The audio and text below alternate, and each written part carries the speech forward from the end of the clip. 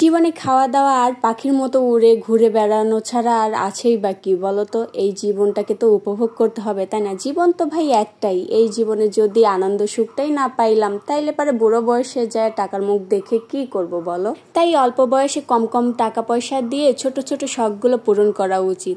এখন বয়স কম, সফলতা কম, টাকা পয়সাও কম কম। আর যখন বড় হব, বুড়ো হব, বয়স বাড়বে, সাথে কিন্তু রোগ ব্যাধিও বাড়বে, টাকাও বাড়বে, কিন্তু তখন কিন্তু এই ঘুরে ফিরে বেড়ানোর মধ্যে সেই রকম আনন্দটা আর থাকবে না। তাই টাকা পয়সা কম কম থাকতেই নিজেদের সুন্দর সময়গুলো উপভোগ করা উচিত এই রঙিন বয়সে। এ বয়স ছাড়া কিন্তু বুড়ো বয়সে গিয়ে এরকম ঘুরে ফিরে বেড়ায়া কিন্তু তেমন মজা নাই ভাই।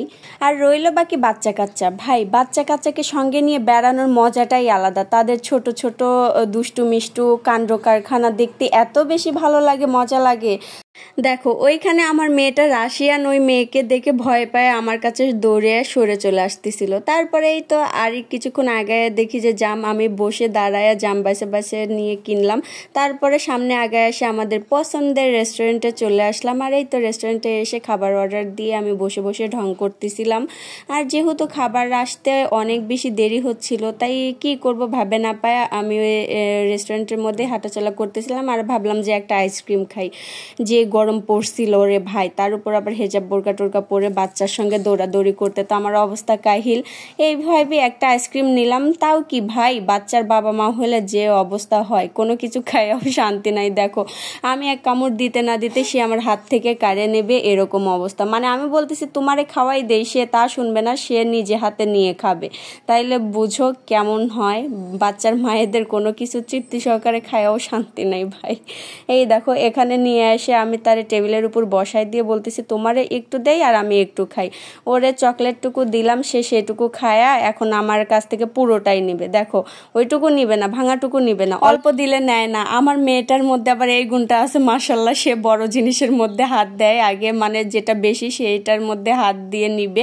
ছোট জিনিস দিলে পরে সে বলে না না, মানে সেটা নিবে না, বড় যেটা সেটা নিবে। তারপরেও এই যে আমি তাকে ভেঙে ভেঙে অল্প অল্প দিচ্ছিলাম, কারণ ছোট বাচ্চাদের চকলেট বা আইসক্রিম এই জাতীয় খাবার দাবার যত কম দেওয়া যায় এতই ভালো। তো তারপরে কি আর করে, আইসক্রিম খাওয়া শেষ করে তারপরে খাবার আসতেছিল না জন্য আমি ওই যে জাম কিনলাম না বসে বসে, তখন সেই জামটা নিয়ে এসে ধুয়ে আবার জাম খাওয়া শুরু করে দিছে। এই যে বেসিংয়ে ধুইলাম, আর সাথে সাথে দেখি আমার ক্যামেরাম্যানও চলে আসছে, আসে আমাকে ভিডিও ক্লিপ নিচ্ছিল। শুধু ক্যামেরাম্যান না রে ভাই, ক্যামেরাম্যানের মেয়েটাও চলে আসছে। তারপরে এই তো ইতিমধ্যে আমাদের খাবারটাও চলে আসছে। এখন খাবার খাবো, কি করব?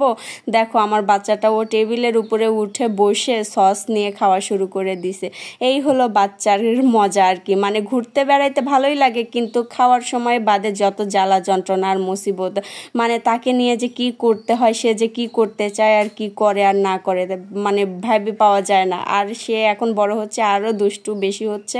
তো যাই হোক, এই যে বাচ্চার মায়েরা যেহেতু রেস্টুরেন্টে আসে, তো আর চামচ দিয়ে খাওয়া যাবে না ভাই, বা একাতে বাংলা মানুষ, তার উপর আবার বাচ্চার মা, বাসাতে হোক বা রেস্টুরেন্টে লাগাও হাত।